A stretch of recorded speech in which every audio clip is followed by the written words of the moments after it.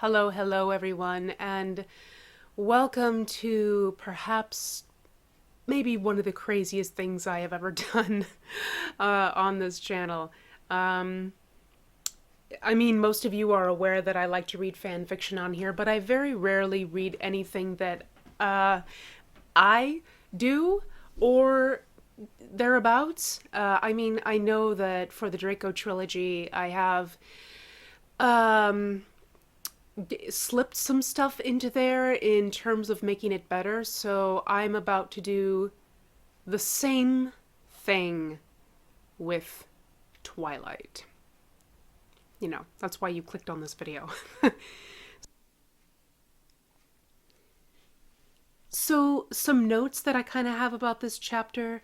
I know that there's a lot of discourse that goes around about Bella and, how she's kind of this perfect student who's already done everything and read everything, but I'm going to tell you something that's kind of semi-personal. When my husband moved from Oregon to Washington State when he was 17, he had the same problem that Bella had. He had already read all of the books because they had already read them down in Oregon, so he was in kind of the same predicament, Washington was really far behind on their reading list and Oregon was ahead at the time. This was all the way back in *01. So it's not unfounded. It really, really isn't. I understand that, she is the original Bella is the type of girl that's like, oh, I've already read this, that, and the other, but also this was written by a Mormon. So it's like, well, what else are they going to do except plug away at, being bookish, quote unquote, forced to read the stuff that they are assigned, not with any particular joy or anything like that, but just because, that's just the nature of homeschooling and stuff like that, just cram it into your head and get it done and then call yourself cultured. It's a whole thing. Yes, I'm going to be extremely critical of the Mormon Church. So again, if that's not your thing, skip this entire series. Just gloss all the way over it because you're not going to like it. Here to tell you. But anyway, so little bit of a disclaimer here. This is a rework of Stephenie Meyer's Twilight series. This is a what if rewrite. As in, what if Stephenie wasn't a complete bigot and had actually written something worth revisiting time and again. A piece of fiction that was intersectional and not the racist goo-muck that we were left with. This is an attempt to create something better, something with heart and discretion. Bear in mind, though, that the mad scientist, myself, behind this rewrite is only one person, and tried to do my best and my due diligence by reworking this 2010s fossil. I hope you enjoy and perhaps get some catharsis out of it. Anyway, let us begin. Queering Twilight. Preface. I'd never given much thought to how I would fall in love, though I'd had reason enough in the last few months. But even if I had, I would not have imagined it like this. Surely it was unexpected. That ought to count for something.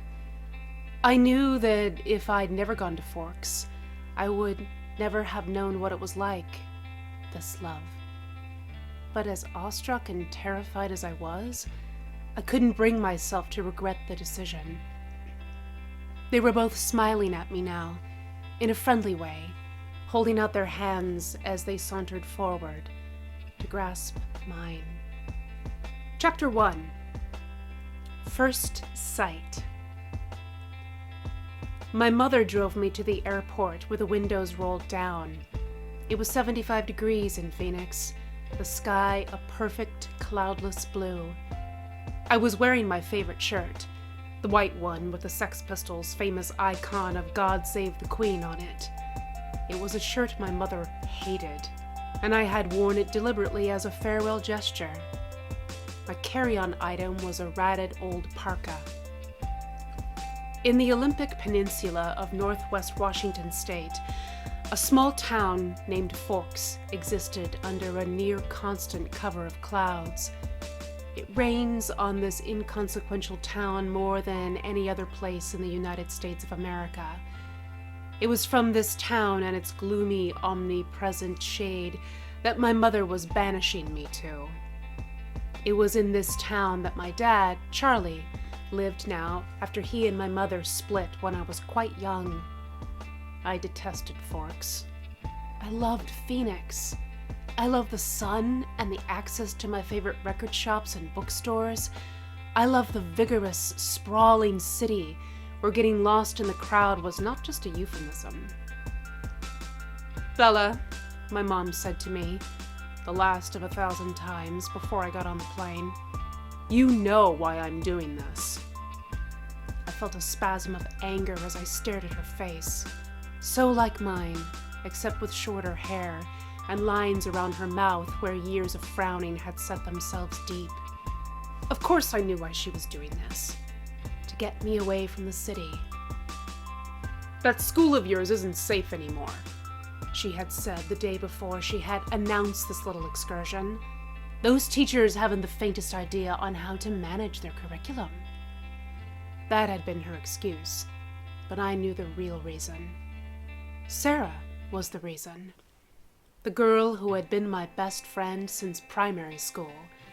The girl who had been with me through my parents' divorce and the bullies that dogged my every step at school. The girl who my mother had started to suspect I was becoming a little too close to.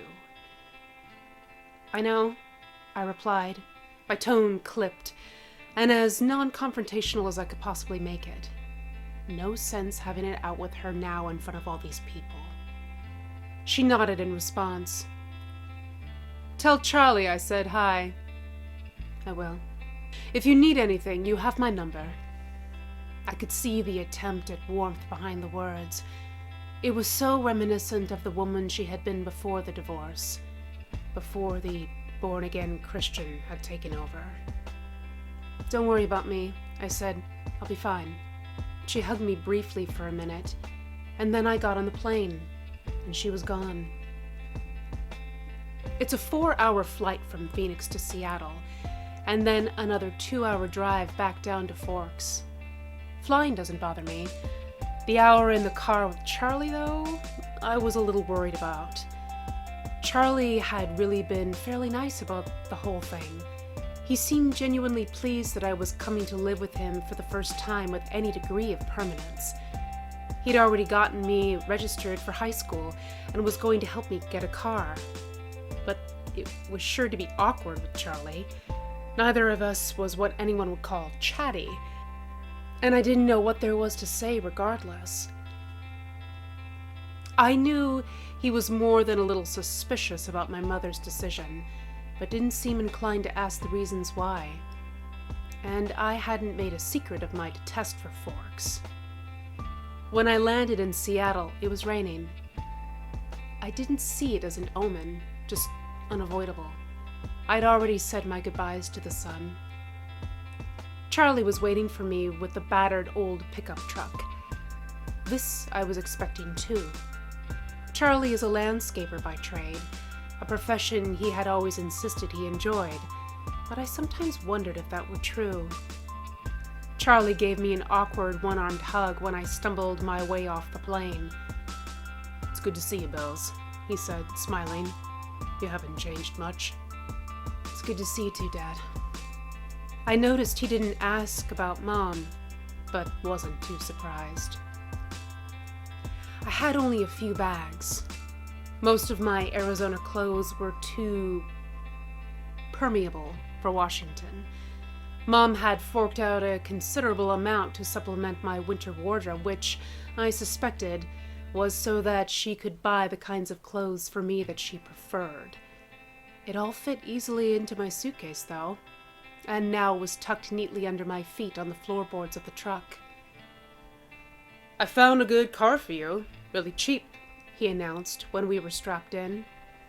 "What kind of car?" I asked. I was suspicious of the way he said, "good car for you," as opposed to just "good car." "Well, it's a truck, actually. A Chevy." "Where did you find it?" "Do you remember Billy Black down at La Push?" La Push was the tiny Native American reservation on the coast. "Was that the guy who used to go fishing with us during the summer?" I asked. "Yeah," Charlie said. "He's in a wheelchair now, so he can't drive anymore, and he offered to sell me his truck cheap." "What year is it?" I could see from his change of expression that this was the question he was hoping I wouldn't ask. "Well, Billy's done a lot of work on the engine. It's only a few years old, really." I hoped he didn't think so little of me as to believe I would give up that easily. "When did he buy it?" "He bought it in 1984, I think." "Did he buy it new?" "Well, no. I think it was new in the early 60s, or late 50s at the earliest," he admitted sheepishly. Dad, I'm not the greatest when it comes to cars. I wouldn't be able to fix it if anything went wrong, and I couldn't afford a mechanic." "Really, Bella, the thing runs great. They don't build them like that anymore." The thing, I thought to myself. It had possibilities, as a nickname at the very least. How cheap is cheap? After all, that was the part I couldn't compromise on. "Well, honey, I kind of already bought it for you, as a homecoming gift." Charlie peeked sideways at me with a hopeful expression. "You didn't need to do that, Dad. I was going to buy myself a car." "I don't mind. I want you to be happy here." He was looking ahead at the road when he said this. Charlie wasn't comfortable with expressing his emotions out loud. I inherited that from him, so I was looking straight ahead as I responded. "It's really nice, Dad. I really appreciate it." No need to add that my being happy in Forks was an impossibility. He didn't need to suffer along with me. And I never looked a free truck in the mouth, or engine. We exchanged a few more comments on the weather, which was wet, and that was pretty much it for conversation. We stared out the window in silence. It was beautiful, of course. I couldn't deny that. Everything was green. The trees, their trunks covered with moss, their branches hanging with a canopy of it, the ground covered with ferns. Eventually, we made it to Charlie's. He still lived in the small 2-bedroom house that he'd bought with my mother in the early days of their marriage. Those were the only kind of days their marriage had. The early ones. There, parked on the street in front of the house that never changed, was my new to me, truck. It was a faded red color, with big rounded fenders and a bulbous cab. To my intense surprise, I loved it. I didn't know if it would run, but I could see myself in it. Plus, it was one of those solid iron affairs that never gets damaged. The kind you see at the scene of an accident. Paint unscratched, surrounded by the pieces of the other car it had destroyed. "Oh, Dad, I love it. Thanks." Now my horrific day tomorrow would be just that much less dreadful. I wouldn't be faced with walking 2 miles in the rain to school. "I'm glad you like it," Charlie said, sounding pleased. It took only one trip to get all of my stuff upstairs. I got the west bedroom that faced out over the front yard. The room was familiar. It had belonged to me since I was born. The wooden floor, the light blue walls, the peaked ceiling, the yellowed lace curtains around the window. These were all part of my childhood. The only changes Charlie had ever made were switching a crib for a bed and adding a desk, which now held a second-hand computer, with the phone line for the modem stapled along the floor to the nearest phone jack. This was a stipulation from my mother, so that we could stay in touch easily. Or more likely that she could call me to nag. The rocking chair from my baby days was still in the corner.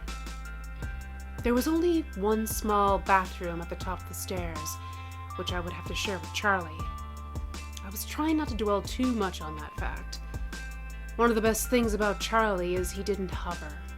He left me alone to unpack and get settled, a feat that would have been altogether impossible for my mother. It was nice to be alone, a relief to stare dejectedly out the window at the sheeting rain and let just a few tears escape. I wasn't in the mood to go on a real crying jag.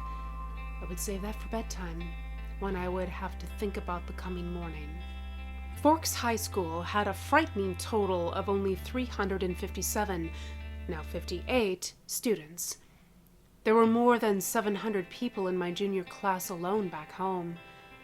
All of the kids here had grown up together. Their grandparents had been toddlers together. I would be the new girl from the big city, a curiosity, a freak. Maybe if I looked like a girl from Phoenix should, I could work this to my advantage. But physically, I'd never fit in anywhere. I should be tan, sporty, blonde, a volleyball player, or a cheerleader perhaps. All the things that go with living in the Valley of the Sun.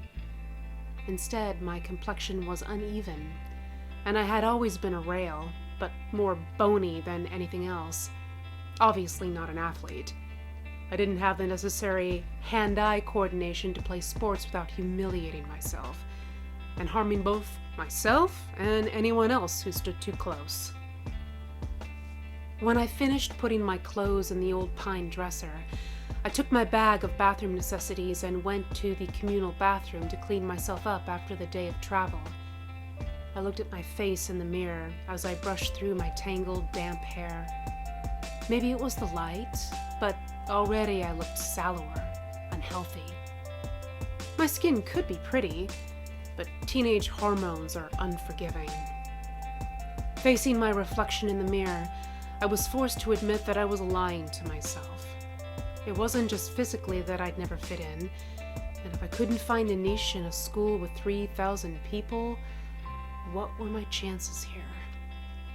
I didn't relate well to people my age, as I tended to be more into books and music than reality shows and celebrity gossip. Maybe the truth was that I didn't relate well to people, period. Even my own mother was never in harmony with me, never on exactly the same page, especially not after the divorce.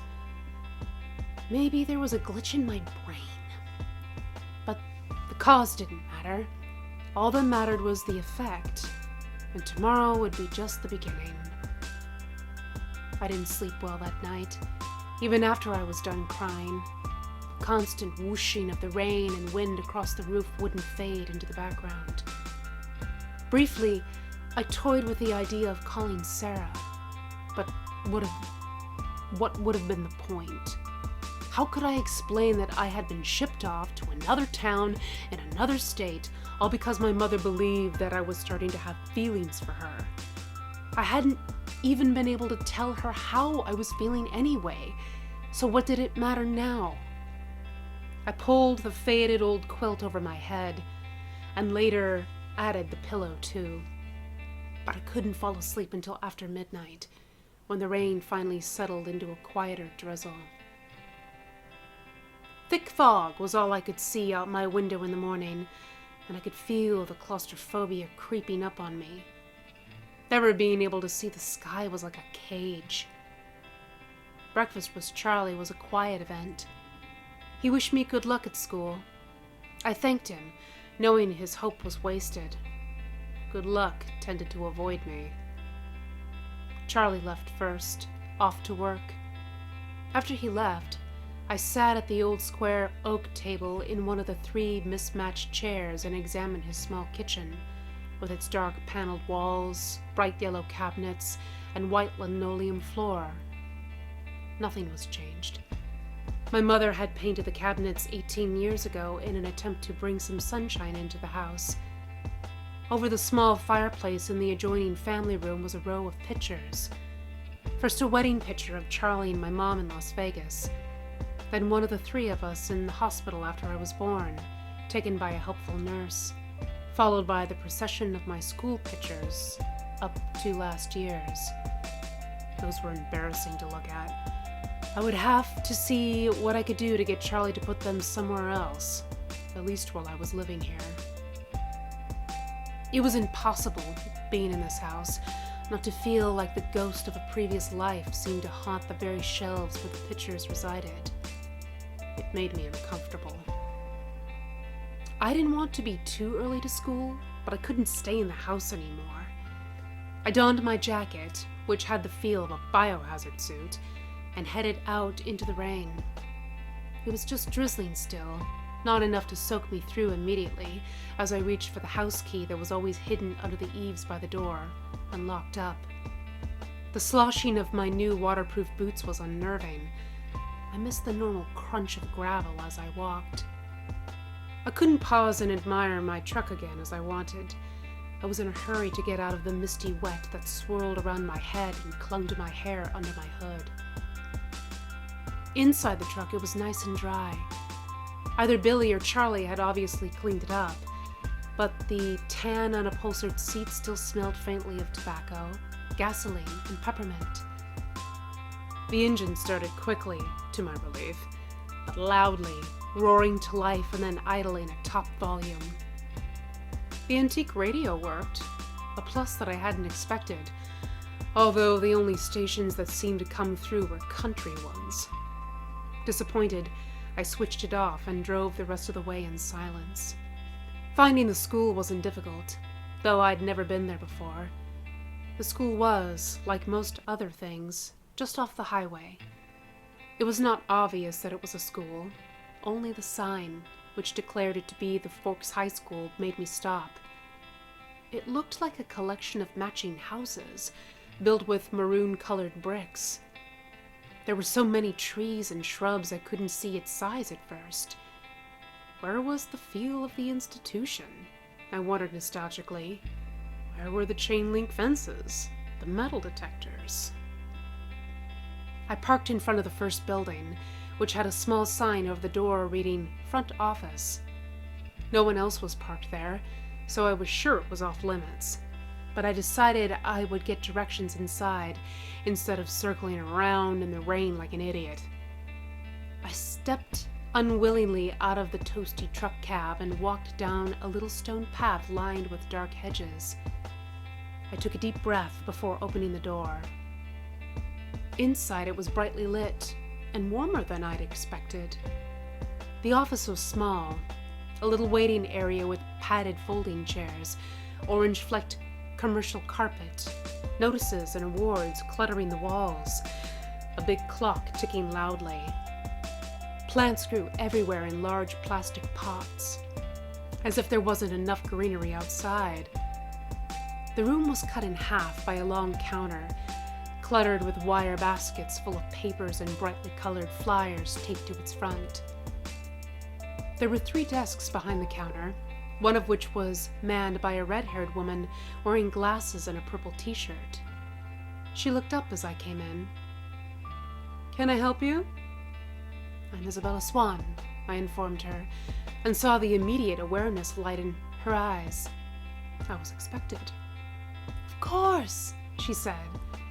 She dug through a precariously stacked pile of documents on her desk till she found the ones she was looking for. "I have your schedule right here, and a map of the school." She brought several sheets to the counter to show. She went through my classes for me, highlighting the best route to each on the map, and gave me a slip to have each teacher sign, which I was to bring back at the end of the day. She smiled at me and hoped that I would like it here in Forks. I smiled back as convincingly as I could. When I went back out to my truck, other students were starting to arrive. I drove around the school, following the line of traffic. I was glad to see that most of the cars were older, like mine, nothing flashy. At home, it was a common thing to see a new Mercedes or a Porsche in the student lot. The nicest car here was a shiny Volvo, and it stood out. Still, I cut the engine as soon as I was in a spot, so that the thunderous volume wouldn't draw attention to me. I looked at the map and the truck, trying to memorize it now, Hopefully, I wouldn't have to walk around with it stuck to the front of my nose all day. I stuffed everything in my bag, slung the strap over my shoulder, and sucked in a huge breath. I can do this, I lied to myself feebly. No one was going to bite me. I finally exhaled and stepped out of the truck. I kept my face pulled back into my hood as I walked to the sidewalk, crowded with teenagers. Once I got around the cafeteria, Building 3 was easy to spot. A large black 3 was painted on a white square on the east corner. I tried holding my breath as I followed 2 unisex raincoats to the door. The classroom was small. The people in front of me stopped just inside the door to hang up their coats on a long row of hooks. I copied them. They were 2 girls. One, a porcelain-colored blonde.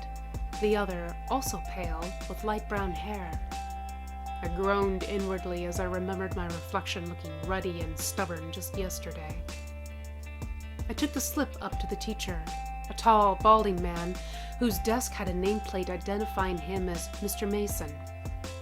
He sent me to an empty desk at the back without introducing me to the class. It was harder for my new classmates to stare at me in the back, but somehow they managed. I kept my eyes down on the reading list the teacher had given me. It was fairly basic. Bronte, Shakespeare, Chaucer, Faulkner. I'd already read everything. That was comforting. And boring. I wondered if my mom would send me my folder of old essays, or if she would think that was cheating. I went through different arguments with her in my head while the teacher droned on. When the bell rang, a nasal buzzing sound, a gangly boy with acne worse than mine and slicked back hair leaned across the aisle to talk to me. "Hey, you're new, aren't you?" He looked like the type that you didn't necessarily want to talk to for very long. "Yes," I said, and everyone within a 3-seat radius turned to look at me. "What's your name?" he pressed. "Bella," I said. "Where's your next class?" he asked. I had to check in my bag. Government with Jefferson in Building 6. There was nowhere to look without meeting curious eyes. "I'm heading toward Building 4. I could show you the way." Damn it. I'd talked too much. "Merrick," he added. I forced a smile. "Nice to meet you." We got our jackets and headed out into the rain, which had picked up. I could have sworn several people behind us were walking close enough to eavesdrop. I hoped I wasn't getting paranoid. "So, is this place different from where you're from?" he asked. "From Phoenix? Very. Doesn't rain much there, does it?" 3 or 4 times a year." "Wow, what must that be like?" he wondered. "Sunny," I told him. "You don't look very tan. My mother is part albino." He studied my face apprehensively, and I sighed. It looked like clouds and a sense of humor didn't mix. A few months of this, and I'd forget how to use sarcasm. We walked back around the cafeteria to the south buildings by the gym. Eric walked me right to the door, though it was clearly marked. "Well, good luck," he said as I touched the handle. "Maybe we'll have some other classes together." He sounded hopeful. I smiled at him vaguely and went inside. The rest of the morning passed in about the same fashion. My trigonometry teacher, Mr. Varner, who I would have hated anyway just because of the subject he taught, was the only one who made me stand in front of the class and introduce myself. I made a hasty introduction, then made my way to my seat as quickly as possible. After 2 classes, I started to recognize several of the faces in each class. One girl sat next to me in both Trig and Spanish. She was tiny, several inches shorter than me, but her curly dark hair made up a lot of the difference between our heights. I couldn't remember her name, so I smiled and nodded as she passed me in the hall on the way to the cafeteria. I didn't try to keep up. I ended up sitting at the end of a full table with several of her and her friends sitting alongside me. None of them spoke to me, but I did catch a few curious glances as I ate my lunch. The boy from English, Eric, waved at me from across the room. I gave a tiny wave back, but resumed eating to show that I wasn't interested in talking. It was there, sitting in the lunchroom, trying to make myself invisible, that I first saw them. They were sitting in the corner of the cafeteria, as far away from anyone else in the long room. There were 5 of them. They weren't talking, and they weren't eating, though they each had a tray of untouched food in front of them. They weren't gawking at me, unlike most of the other students, so it was safe to stare at them without fear of meeting an excessively interested pair of eyes. But it was none of these things that caught and held my attention. Of the 3 boys, one was big, with dark curly hair. Another was taller, leaner, and had honey blonde hair. The last was lanky, less bulky, with untidy bronze-colored hair. All 3 were curiously boyish looking, like they should have been in 8th grade instead of high school. The girls were similar. The tall one was flawless by teenage standards. She reminded me of models I had seen in Delia's magazine, the classic it girl that all preteens aspired to be. Her hair was golden, gently waving to the middle of her back. The short girl was pixie-like, thin in the extreme, with small features. Her hair was a deep black, cropped short and pointing in every direction. They also looked too young to be in high school. Every one of them was chalky pale, the palest of all the students living in this sunless town. They all had very dark eyes, despite the range in hair tones. They also had dark shadows under those eyes, purplish, bruise-like shadows, as if they were all suffering from a sleepless night. But all this is not why I couldn't look away. I stared because their faces, so different, so similar, were all devastatingly, inhumanly beautiful. They were faces you never expected to see except perhaps on the airbrush pages of a fashion magazine, or painted by an old master as the face of an angel. It was hard to decide who was the most beautiful. Maybe the perfect blonde girl, or the bronze-haired boy.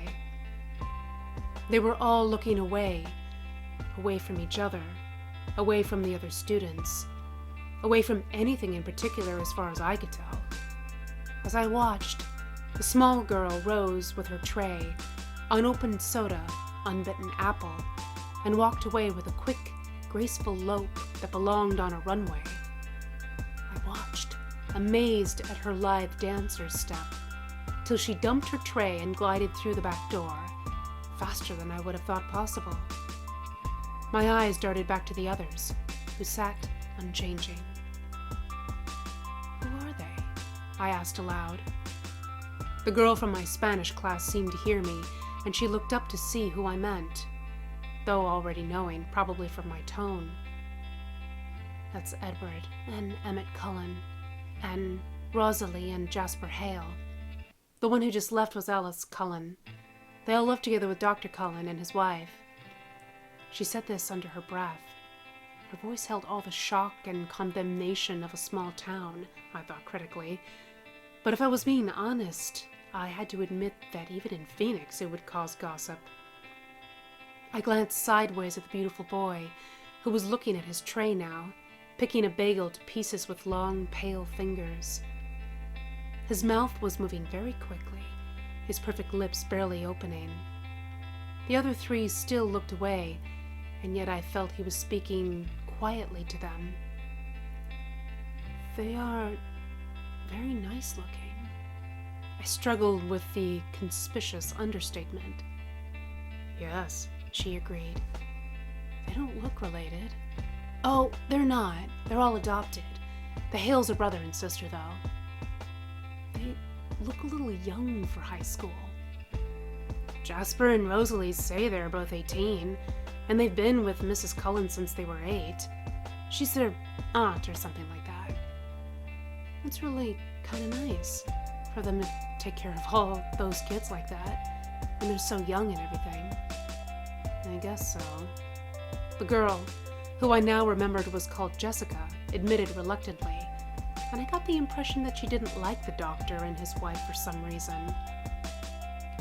Throughout all this conversation, my eyes flickered again to the table where the strange family sat. They continued to look at the walls and not eat. "Have they always lived in Forks?" I asked. Surely I would have noticed them on one of my summers here. "No," she said, in a voice that implied it should be obvious, even to a new arrival like me. "They just moved in 2 years ago from somewhere in Alaska." I felt a surge of relief. Relief that I wasn't the only newcomer here, and certainly not the most interesting by any standard. As I examined them, the youngest, one of the Cullens, looked up and met my gaze. He looked away quickly, more quickly than I could, though in a flush of embarrassment I dropped my eyes at once. In that brief flash of a glance, his face held curiosity. As I looked swiftly away, it seemed to me that his glance held some kind of unmet expectation. "Which one is the boy with the reddish-brown hair?" I asked. "That's Edward. He's gorgeous, of course, but don't waste your time. He doesn't date. Apparently none of the girls here are good-looking enough for him." She sniffed, a clear case of sour grapes. I wondered when he'd turned her down. I bit my lip to hide my smile. Then I glanced at him again. His face was turned away, but I thought his cheek appeared lifted, as if he were smiling too. After a few more minutes, the 4 of them left the table together. They were all noticeably graceful, even the big brawny one. It was unsettling to watch. The one named Edward didn't look at me again. I was anxious not to be late for class on my first day, and I followed one of the girls I had been sitting with to my next class, Biology 2. When we entered the classroom, she went to sit at a black-top lab table exactly like the ones I was used to. She already had a neighbor. In fact, most of the kids in this class had neighbors, except 2. I recognized Edward Cullen by his unusual hair, sitting in the center aisle, and another empty seat next to a baby-faced boy with pale blonde hair that was carefully gelled into orderly spikes. As I walked down the aisle to introduce myself to the teacher and get my slip signed, I was watching Edward surreptitiously and noticed that his eyes were black, coal black. Just as I passed, he seemed to shift nervously in his seat. Mr. Banner signed my slip and handed me a book with no nonsense about introductions. I could tell we were going to get along. As I turned around, I made a conscious decision to sit next to the boy with pale blonde hair. Edward's nervous fidgeting had made up my mind for me. As I set my book on the table and took my seat, I heard a male voice ask, "Are you Isabella Swan?" I turned to my lab partner, who was smiling at me in a friendly way. "Bella," I corrected him with a smile. "I'm Mike." "Hi, Mike," I replied as I turned my attention to the teacher. Unfortunately, the lecture was on cellular anatomy, something I'd already studied. I took notes carefully anyway. The class seemed to drag on longer than the others, and I noticed that Edward continued to sit so still it looked like he wasn't breathing. At that moment, the bell rang loudly, making me jump, and Edward Cullen was out of his seat. Fluidly, he rose. He was much taller than I thought. His back to me, and he was out the door before anyone else was out of their seat. Weird. "Do you need any help finding your next class?" said a voice next to me, and I turned to see Mike smiling at me again. "I'm heading to the gym, actually. I think I can find it." "That's my next class, too." He seemed thrilled, though it wasn't that big of a coincidence in a school this small. As we walked to class together, Mike supplied most of the conversation, which made it easy for me. He told me that he had lived in California till he was 10, so he knew how I felt about the sun. It turned out he was in my English class also, and as we were entering the gym, he asked, "So, what do you think of our resident weirdos, the Cullens?" I didn't know how to respond to this, so I just said, "You mean Edward and his family?" "He's a weird guy," Mike continued, as if imparting some sort of local school knowledge. He was lingering by me instead of heading to the dressing room. I smiled at him indulgently before walking through the girls' locker room door. He was friendly and clearly admiring, but I wasn't in the mood for small talk, or whatever his intentions were. The gym teacher, Coach Clapp, found me a uniform, but didn't make me dress down for today's class. At home, only 2 years of RE were required.